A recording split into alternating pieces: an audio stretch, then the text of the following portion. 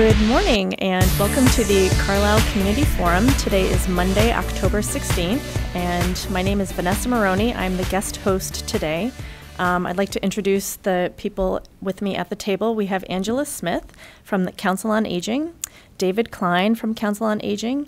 We have Sharon Carlson from Dignity in Asylum, and we also have Andrea Hewitt from Dignity in Asylum. So I'd like to welcome everyone to the show today, and I'm going to pass it over at this point to David Klein from Council on Aging. Thanks, Vanessa. A couple quick announcements. The Council on Aging is sponsoring a road race as a community event in Carlisle. This will be the third year that we've had the event.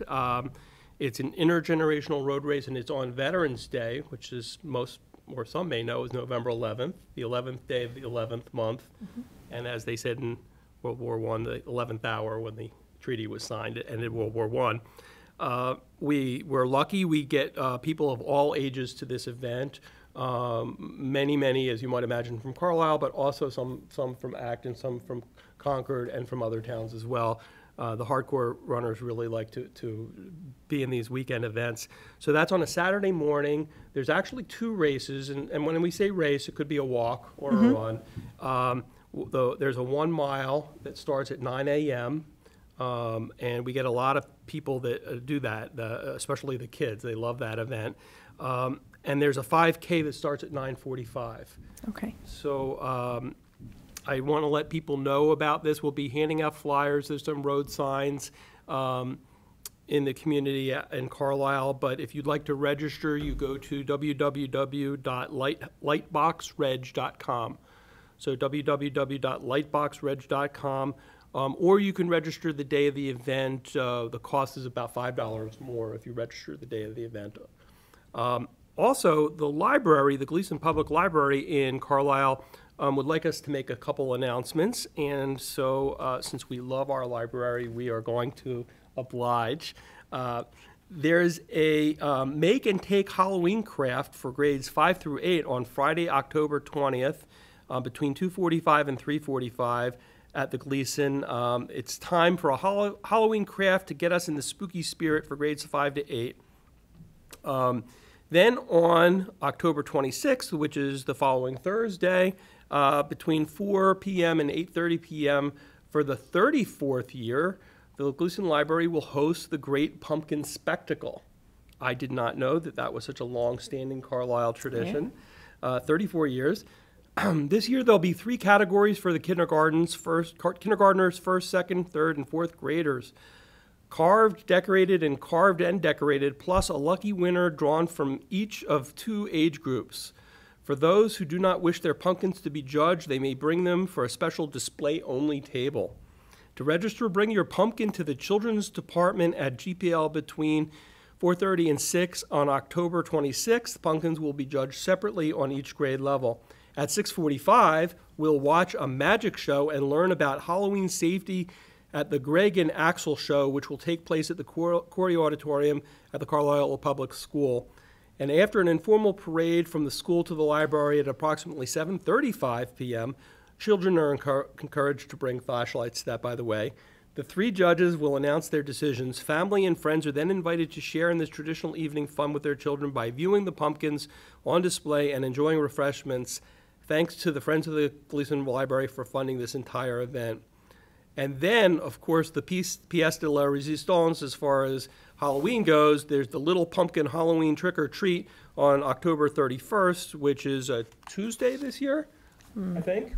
I'm not sure. And that's between 4 and 6 p.m. This is a drop-in event for elementary school and below-age children. As you trick and treat in the town center, come in for games, crafts, and treats. So there you have it. Those are our announcements for the library and for the COA for the moment. Do you have anything that we want to get to before we go to? Yeah, I think we can go to our guests. Super. Excellent. Okay, thank you, David and Angela. So again, I'd like to introduce again, we have Sharon Carlson and Andrea Hewitt from Dignity in Asylum. And I'd like to start off by just asking the general question of what is Dignity in Asylum? Dignity in Asylum is a nonprofit that Andrea and I started 3 years ago. We provide safe transitional housing to people fleeing persecution, to asylum seekers in the Boston area. Currently, we are housing anywhere between 8 to 10 people at a time. We have apartments in Concord and Acton right now, and we give them this safe housing during the time that they are waiting for their work authorization to come through. And then we give them time to save up money and be ready to transition out. What services do you provide in addition to that? When someone first contacts you, what would be your first step? We interview them and see if they're a good fit with our organization and what our current capacity is to provide housing in that moment. Also to see how desperate their situation is. Mm-hmm. And if we are able to, we offer them housing. So the housing that we offer is an apartment, so they have a safe place to stay.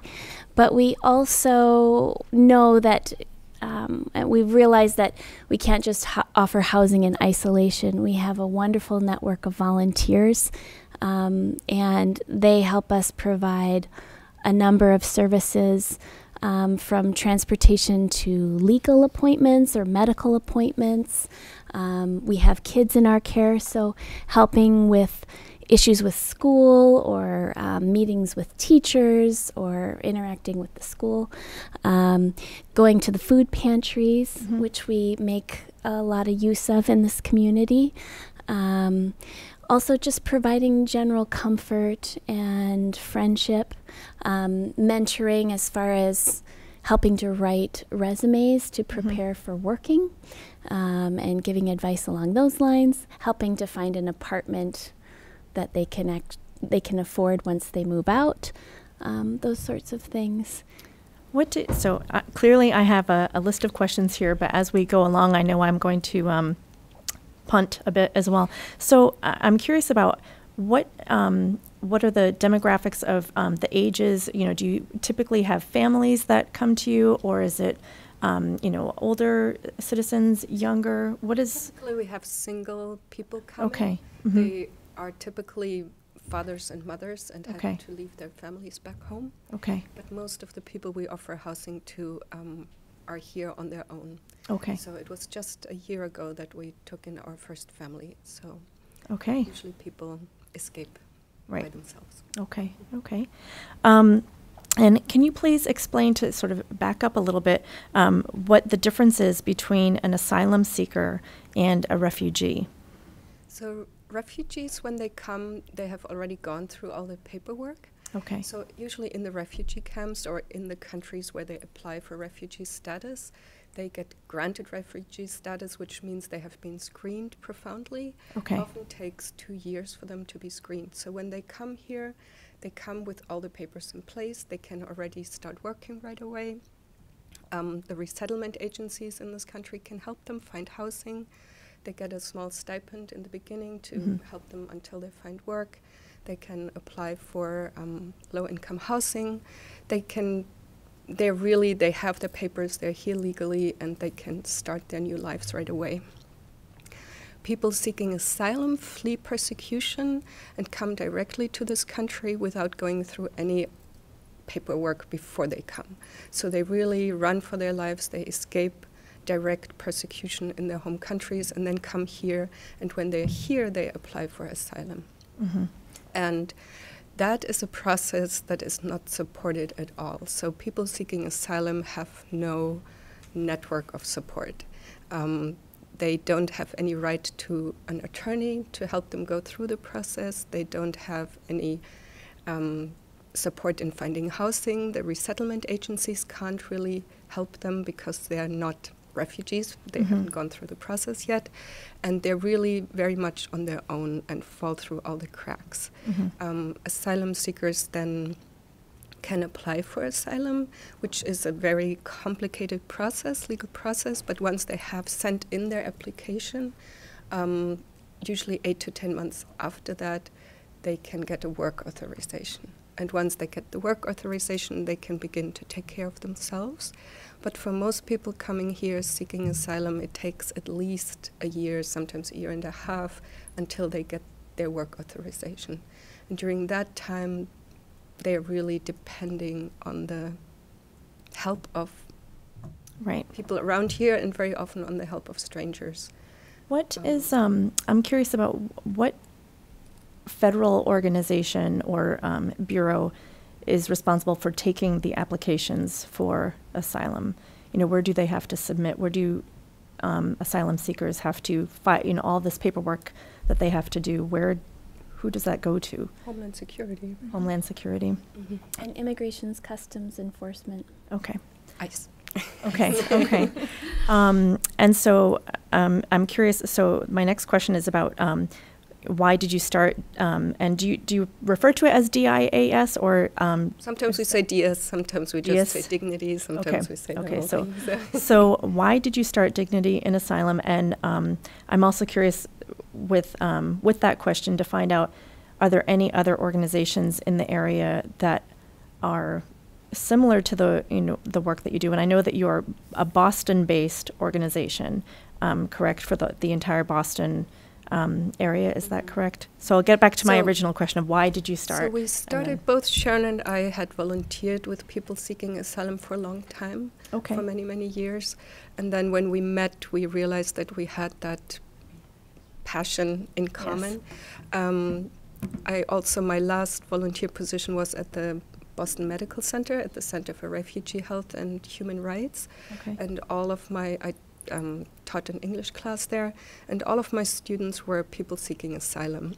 And I realized during my teaching that they were all in really precarious housing situations because of how the asylum process is structured. They, they had to sleep on people's couches. They had to move all the time when people weren't willing to house them anymore. And many of them were actually in homeless shelters, which means they had to spend the day outside. When you're in a homeless shelter, you have to leave the shelter at 9 in the morning, and you can come back at 5 to get another bed for the night. But during the day, they were out in the streets of Boston. Many of them came from Africa, had to spend winter days in the city, couldn't even go into a cafe because they can't afford to buy coffee because they really don't have any money. And so to witness that situation was the biggest motivator for us to help provide housing. And we also realized that in the Boston area and nationally, actually, there are very, very few organizations that provide housing for asylum seekers. It's very expensive. Housing is expensive. And in the Boston area, there's one other organization called RIM, Refugee Immigration Ministry. But apart from that, we are the only other organization focusing on the housing aspect. Do you mind if I ask a question, jump in, Vanessa?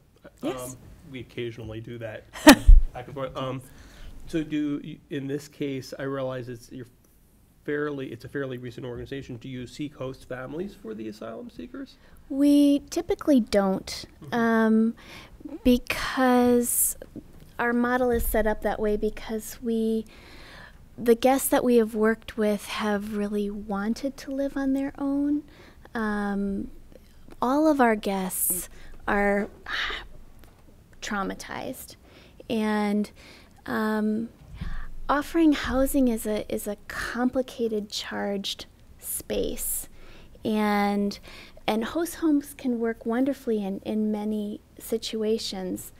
However, in some situations, it can be very tricky. There's a power dynamic there that's difficult to grapple with. And we've found that offering a space where our guests can be on their own and shut the door and move through their life independently has been good for many of our guests.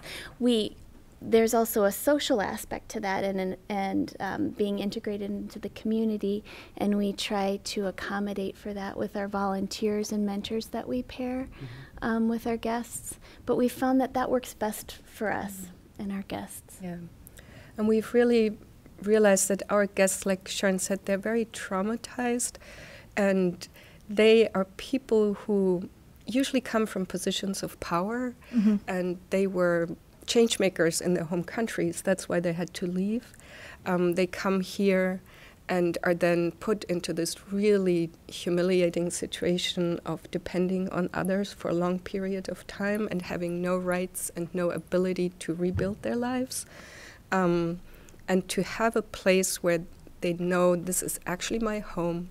I don't have to be careful about whether I offend my host or whether I'm doing it right for my host, or is my host going to ask me to leave again in a month when they become tired of me. So they can really, in our apartments, they know that's for them.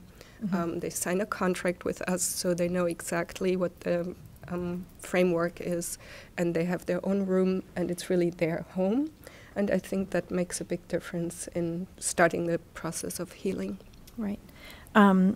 You've touched on this a little bit earlier on about the process that an asylum seeker goes through in order to get asylum, but I'm wondering if you can break that down a little bit more on a step-by-step, how do they, starting from fleeing how do they even find transportation to the United States and to the Boston area?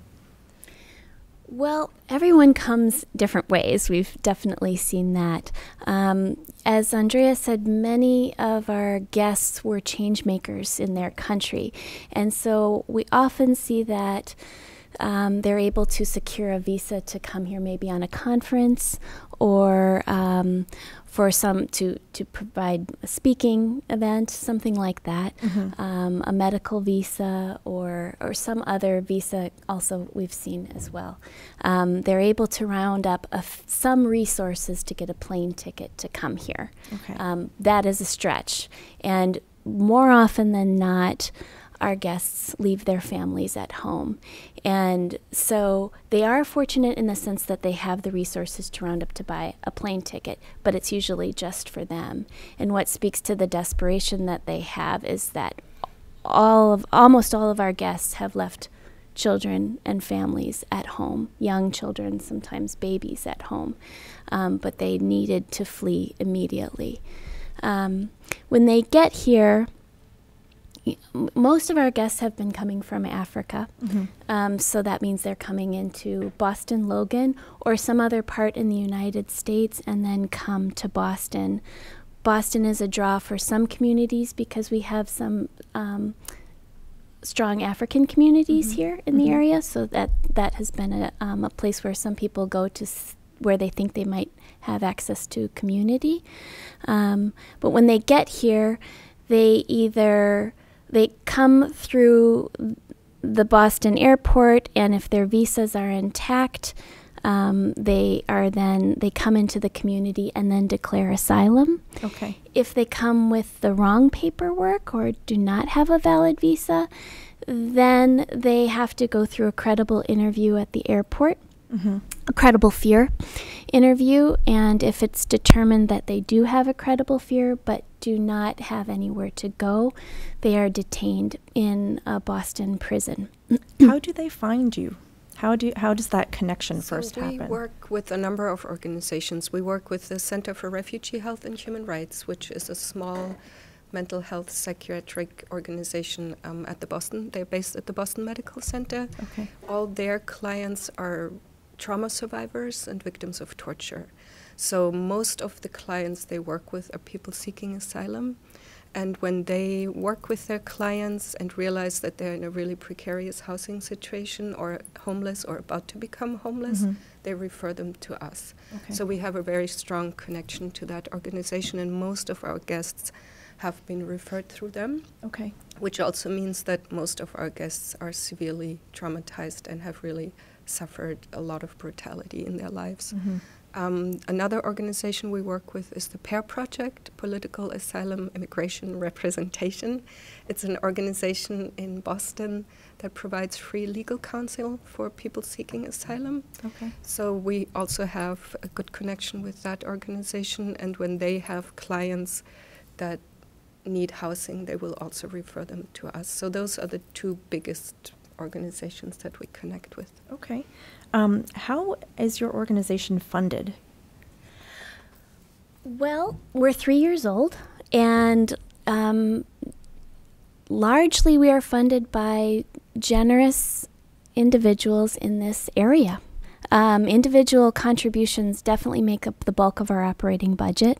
And we've also had some wonderful churches in the area and organizations that have given us grants that have helped us a great deal. In the last year, we now have statistics to show that we're doing what we say we do, so we have started to apply for bigger grants. But that said, still by and large, we are a local organization, and we are funded locally by people in these communities in Carlisle, Concord, Acton, Maynard, that give monthly donations or one-time donations to keep us going. And that's great for us because we can actually say to our guests, you're here because people in this community want you here, and that means a lot to them. So, and I'm assuming that you're a nonprofit organization. What type of nonprofit are you? Is it We're a 501? 501c3, Okay. and we're all volunteers. So Sharon and I are volunteers, everyone else is a volunteer. So every donation really goes directly to taking care of our So guests. as we near December 31st, people should be thinking of your organization as they might want to consider their tax plans or estate planning. Have you had any estate gifts come your way, or do you have? State gifts. We have not yet. That would be wonderful. But yes, we would love any contributions, donations to our organization. You can donate on our website, dignityandasylum.com. Okay. Or .org, I'm sorry, dignityandasylum.org. And you can also email both Andrea and me at dignityandasylum@gmail.com, and we can coordinate that way too. Okay, super. Yes, I was on your website and I saw that it's really set up very easily to either make a regular donation or a one-time donation. But I did want to also ask if anybody has, since you do have the status, which is also, that's an accomplishment on its own to get that status. You've been very busy for 3 years, and I'm so impressed with the work that you've done. And since I'm trying to keep track of time here, but I'm curious about how you found each other, and decided to, that you found that you shared this passion, of helping, and with your background, and to find out how you found each other and started this. It was very weird. We were at a neighborhood party. We had both moved to the same neighborhood, and a dear friend of ours had a welcoming party, and we met each other there, and it's very strange to encounter someone who is also very interested in asylum seekers. That never happens at parties. And we met each other and realized this, and right away we basically started thinking about what we could do together, and it just snowballed from there.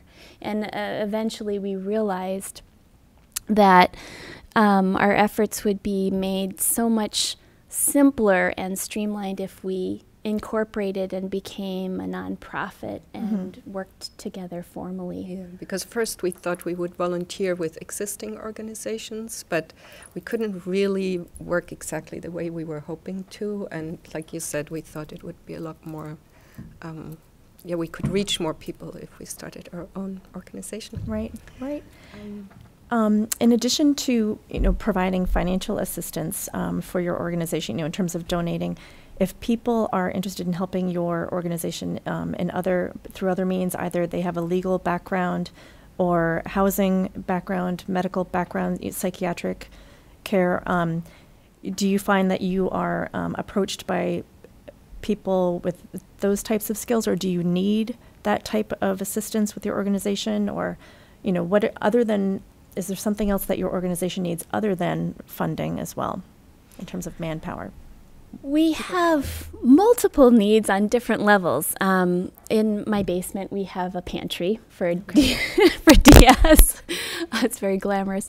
And that is, we do regular collections for things that are hard to get at the local food pantries, like toilet paper, hygiene products, cleaning products, rice and oil. Those are big ticket items that we go through quite quickly with our guests. More broadly speaking, we do have quite a few volunteers. At the moment, we have about 15, I would say, and we are looking for certain specialist volunteers. Language skills, maybe? That has not been an issue so far. Not so far, but we're doing. We're going through growth in our organization and grappling with that now. So administrative aspects and bookkeeping aspects, some guest contact as well. The important thing I think we would say is a flexible schedule and ability to be consistent for a long period of time.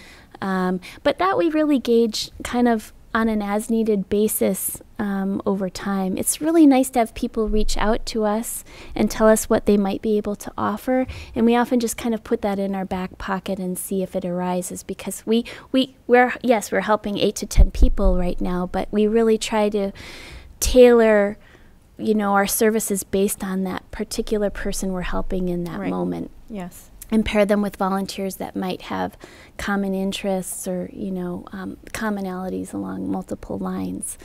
So I would say if someone is interested in getting involved, to email us and tell us what their schedule is like, tell us what special skills they might have. What their interest is. Yeah. Okay. And we can go from there. That's super. Is there any, I've tried to go through some, several different questions, but I'd like to ask, is there anything that we haven't touched upon in the time that we have left that you would like to really make sure that, you get out to the public? Yeah, or? I think I would really like to say that our guests are amazing human beings, and I always feel, and I know Sharon feels the same way, it's a very humbling experience because they have gone through experiences that are so brutal and debilitating that I think I would be dead long ago. Yeah. And they're so resilient and courageous and strong, and it's just, an amazing experience to meet people like that who are still so strong and optimistic and looking forward to rebuilding their lives. And I just feel it's an honor to work with them. So that's important to me. It is. And I totally agree. And also, I think it's very special to do it in this community here. Like, we're connecting two amazing groups of people. I mean, this dignity probably wouldn't have happened in many other communities. This has been very fertile ground for us, a very welcoming group of people. And it's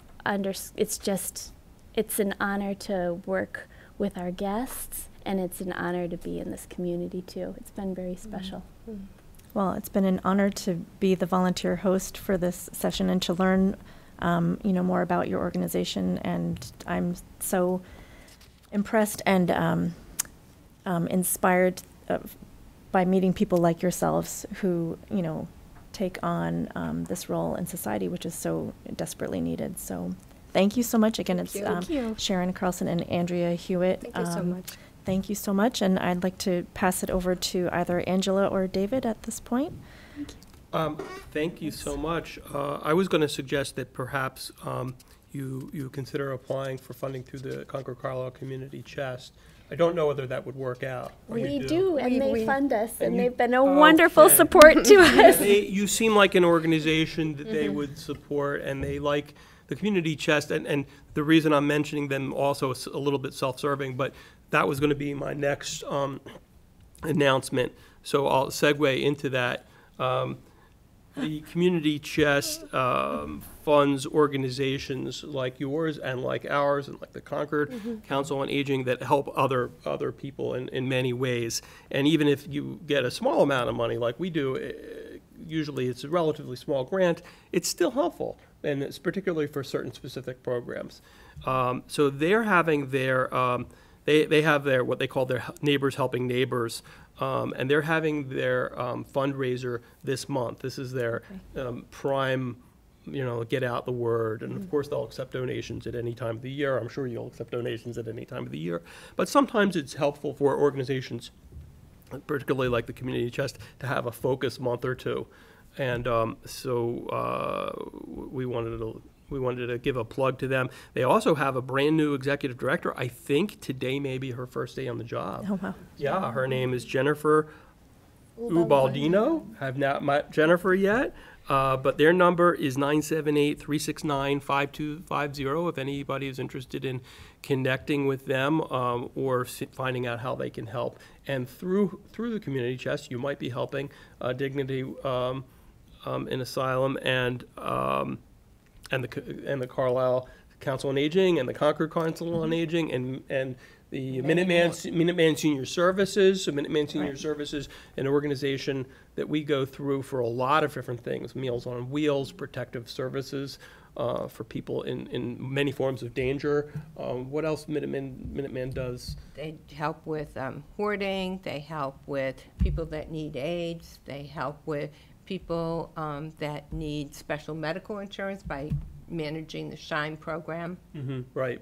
So, I mean, I think that there's, one of the things that works well in this area is the Community Chest is reaching out to organizations that have a focus. Like you guys, Andrea and Sharon, have a wonderful direct focus and are developing an expertise that the day-to-day person just probably wouldn't have. Right. They've been an amazing support to us and have helped us from the beginning. And not just with money, they help us with money, but they've also opened up their network to us and brought us in and helped educate the community about us. And they've been very special to us and helped us out a lot. I can't say enough good things about the Chest. Yeah. We're so glad you could come, and I think we're going to take a quick break so that you guys can leave, and then we can turn to the COA events. That's right. Thank you so much. Thank Thanks you for so much. coming. Thank you. Thank you. Thank you. So, and we're back from our brief break, and I'd like to ask David Klein if he can fill everybody in on what's coming up or what's in the pipeline for the Council on Aging. Thanks, Vanessa. We have a lot going on, so Angela and I are going to kind of split it up and talk about some of the things that are upcoming. We have something called restaurant reviews with the COA, which it sounds like we're always writing reviews of different restaurants, but it may actually kind of had its origin with that, but it's devolved into more of just an informal visit to various restaurants in the surrounding communities. We don't, not that we have anything against Ferns, but usually it's restaurants outside of Carlisle as it happens. Matter of fact, we love Ferns. That didn't come out right. In this case, We all love Ferns. yeah, we all love Ferns. In this Our case, lifeline. exactly. We love Ferns. Couldn't do without Ferns. In this case, it's just more of an exploration of some of the restaurants for people that take advantage of COA activities. And the leader of our restaurant reviews trips is none other than Joanne Willens, who's a transportation, longtime travel coordinator for the COA. She arranges trips to various shows and activities. And so Joanne originated the restaurant review, and the one that's coming up is on Wednesday, November 15th. It's at a place called Nancy's Airfield Cafe. Oh. That's the one in Stowe. Stowe, by the Yes. airport. Yeah. Yeah, so you What a can watch great- the airlines come and go. Yes. Yeah. It's interesting in our review. It actually does not use the word "stow." We should make sure that gets in there.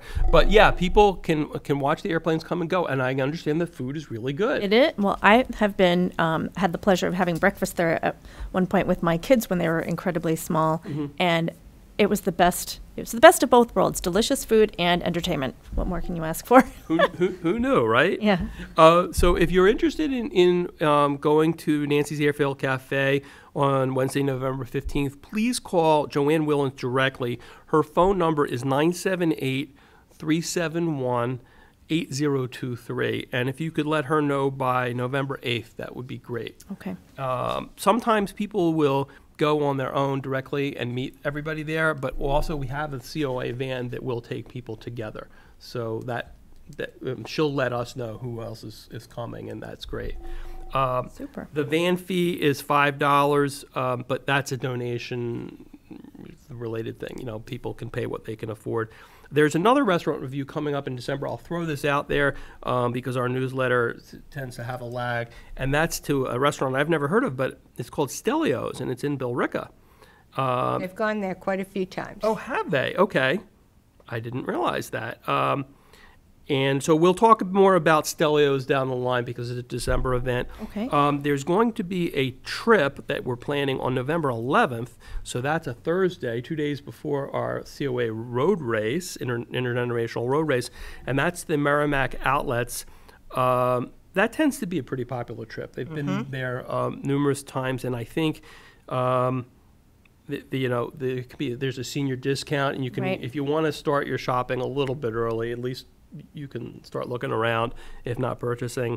And Joanne is organizing that trip too. So again, her phone number is 978-371-8023, and we're asking that people register for that trip by November 2nd. Okay. There is a trip in late November, which has become very popular. I think we've only been doing it for 2 or 3 years. It's called the Festival of Trees, and that's at the Elm Bank in Wellesley. It's a Festival of Trees and Snow Village tour.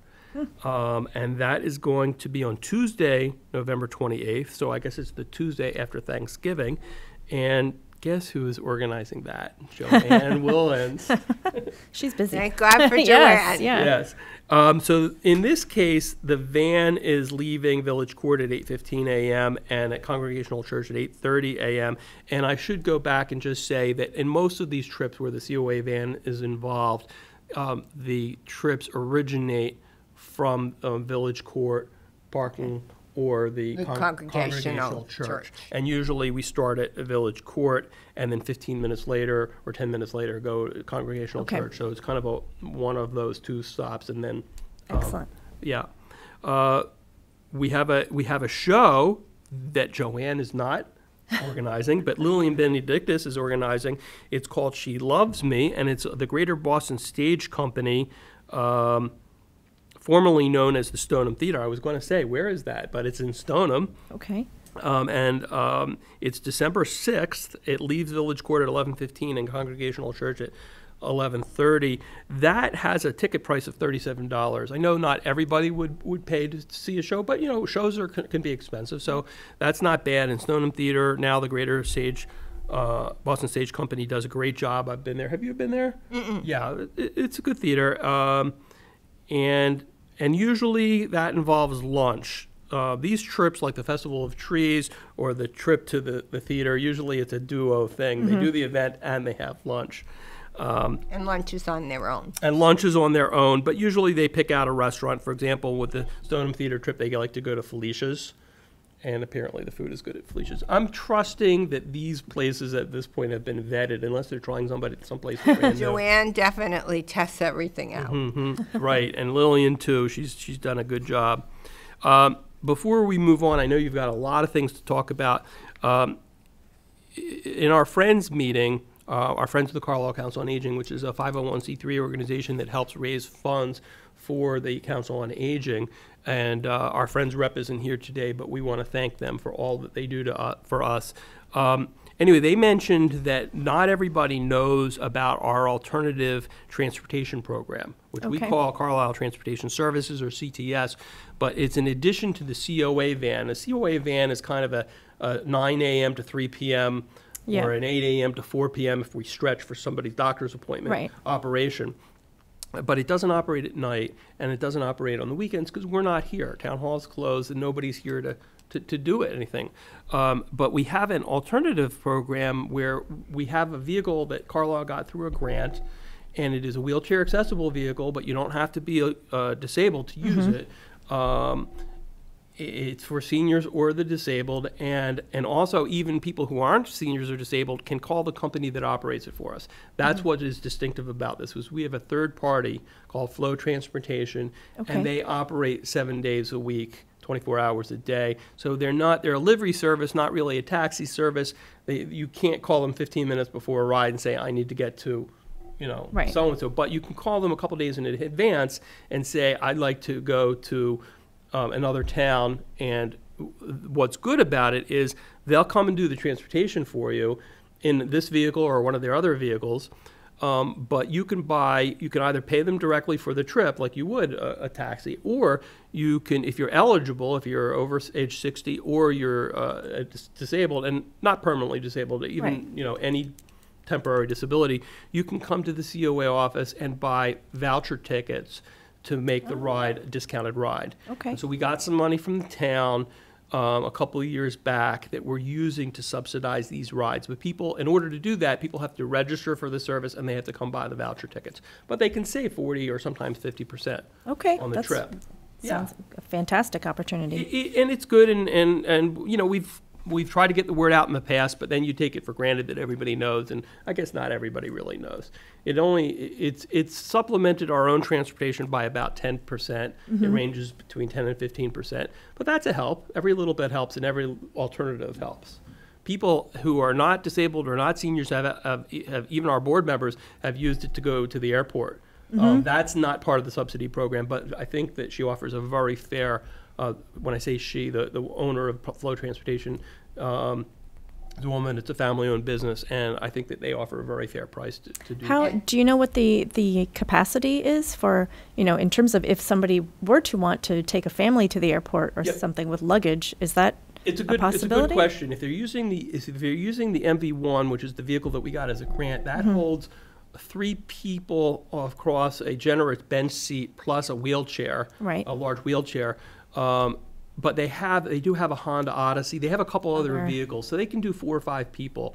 But you'd have to call them and actually kind of vet that out. And the sooner somebody knows, the better off to call and get on her schedule. That's true, because they don't have 100 vehicals like a taxi. And what is it called again? It's called Flow Transportation. Okay. On our end, we call it Carlisle Transportation Services, but we offer these discount voucher tickets that we sell for seniors and for the disabled, and you can call the COA at 978-371-2895 for more information. Excellent. Or stop into our office and we'll explain how the program works. Great, thank you. Angela? Okay, well, before we go on to some of the other things that's coming, since the Friends aren't here, I just want to thank them and also acknowledge the kinds of things that they do for us. Great. They subsidize a lot of our programs. They also help buy medical equipment, because we do loan medical equipment out to anyone who lives in town at any age. And they also provide funding to the library for books and other things for seniors. And they help us with fuel assistance and food assistance towards seniors in town. And they help with subsidizing a lot of the programs and events that we have. So although they may not be here, we want to make sure that we acknowledge them and thank them for everything they do, because we could not do nearly as much as we do without their very generous support, which comes from all of you out there who donate to them. If you've ever been to the library for one of the library, what you might think of as a library program where we have great speakers. For example, coming up in November, there's a Bach, Beethoven, and Brahms. I saw that. It's fascinating. Trilogy of programs with Richard Travers, who I understand, I've never actually seen him speak, but I understand he's a great speaker. And our Friends group, the Friends of the Carlisle Council on Aging, in conjunction with the Friends of the Gleason Public Library, team up and split the costs. And that's one of the reasons, that's one of the strengths in Carlisle, is that we were able collaborative to projects, collaborative efforts on these projects, right? Great. And because the speakers are so good, we're actually, I work with Estelle Keast, who's one of our volunteers, and also Martha Feeney-Patton at the library. We're starting to talk about what are we going to do in 1819 for our speakers because 2019. yes, Not not any. 18. Yeah. Well, I know what you meant. 2018 Yeah. and 2019. Right. Okay. So I'll just talk a little bit Sure. about some of the events that we have coming in November. And we do quite a few food events because I know the seniors love to get together and eat and socialize.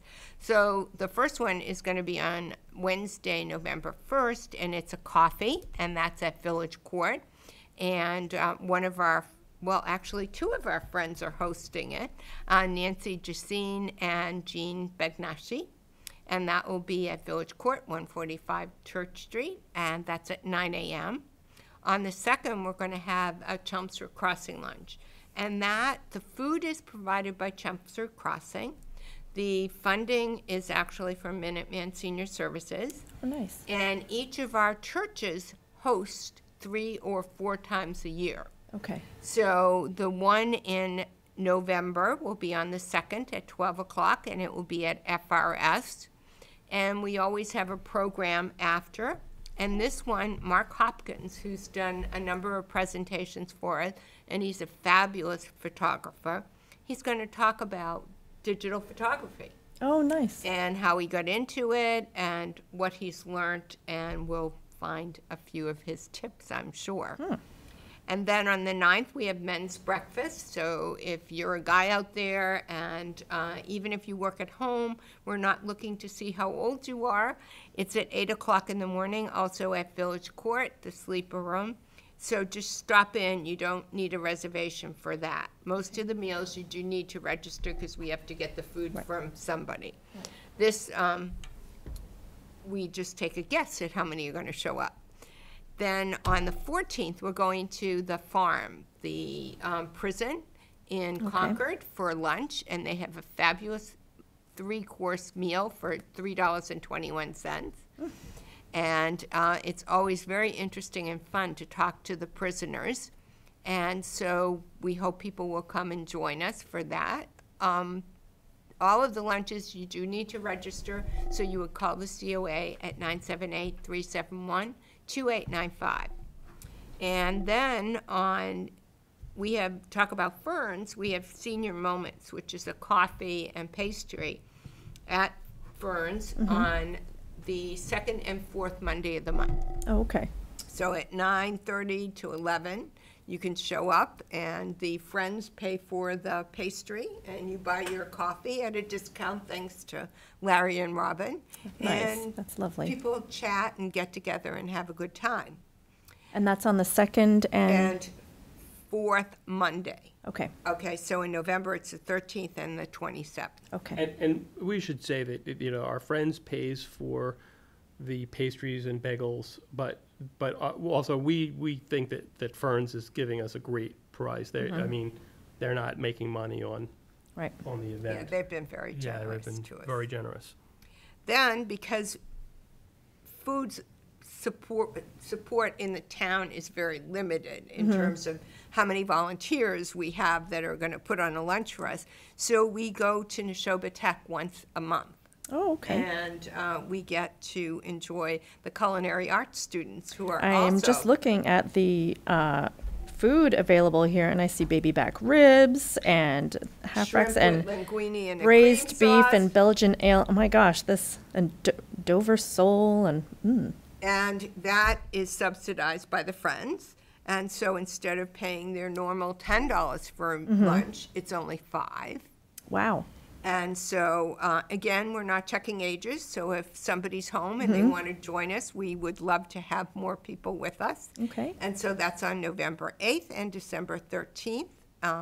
But again, you need to call us to register.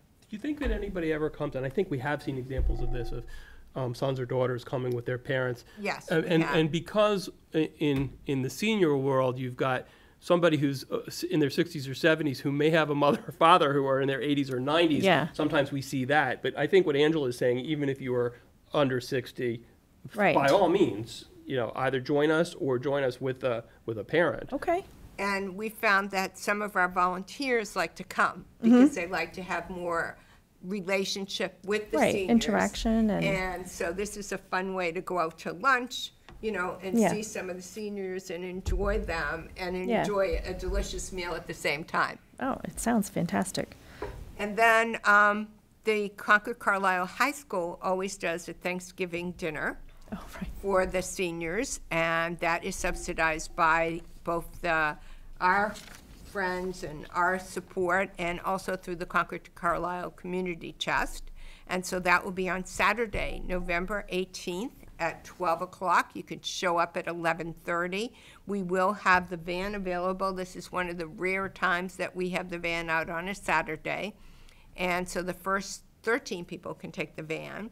And the food is always delicious. It's a full Thanksgiving dinner.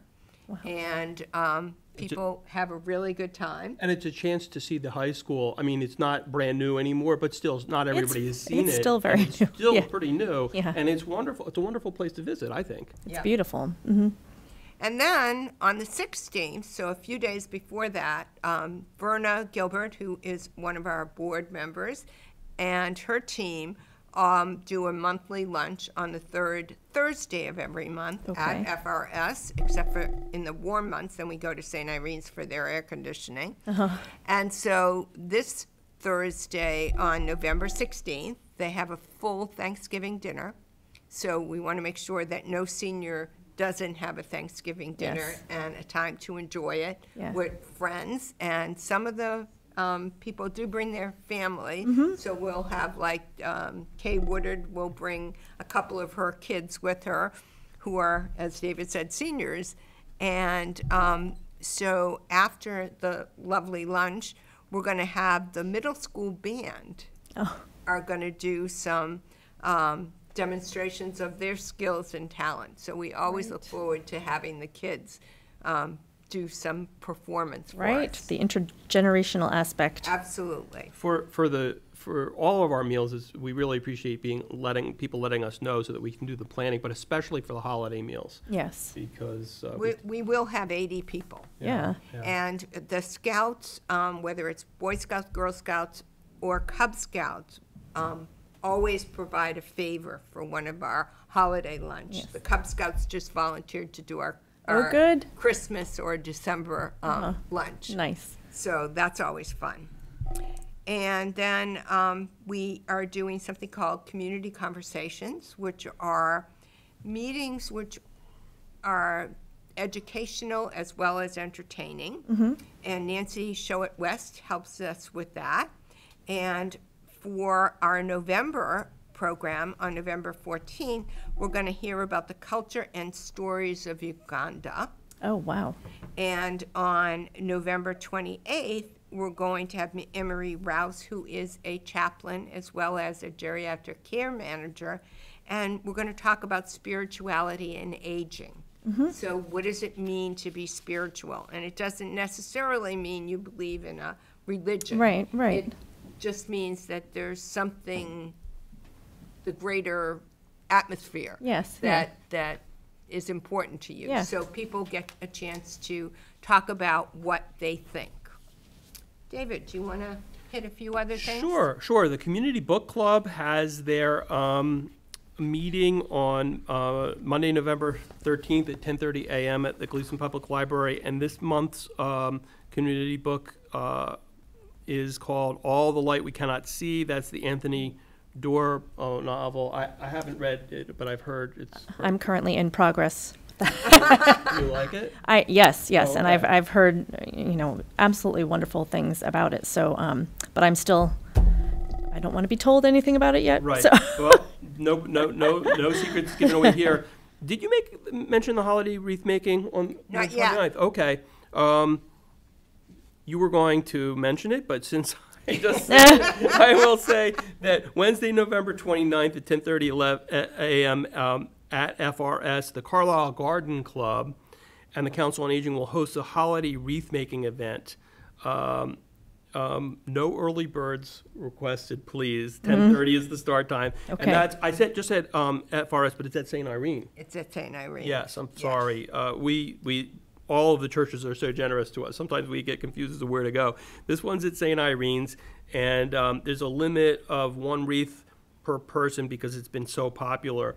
But It got a little bit unwieldy last year. We had about 100 wreaths going out because we do wreaths for the people that come, wreaths for Village Court, wreaths for Benfield Housing, and then we pick out some people that we feel have had a really rough year, and we would like them to be able to get a wreath. And so people that are either in the garden club or somebody there making their own wreath help make those wreaths, and then we get volunteers to deliver them. And you could be one of our volunteers to do something like that, Vanessa. We got our 5-minute warning about 2 or 3 minutes ago, so we're probably getting ready to wrap up. Did you mention the social hour yet? Not yet. Okay, go for it. All right, so the social hour is a meeting at Benfield Farm where people can get together and just meet other seniors, and that is at 2:30 on November 13th. And so we hope people will come and join us for that. We have 2 knitting groups. One is on November 16th at 7:30, where we knit for the homeless in Boston.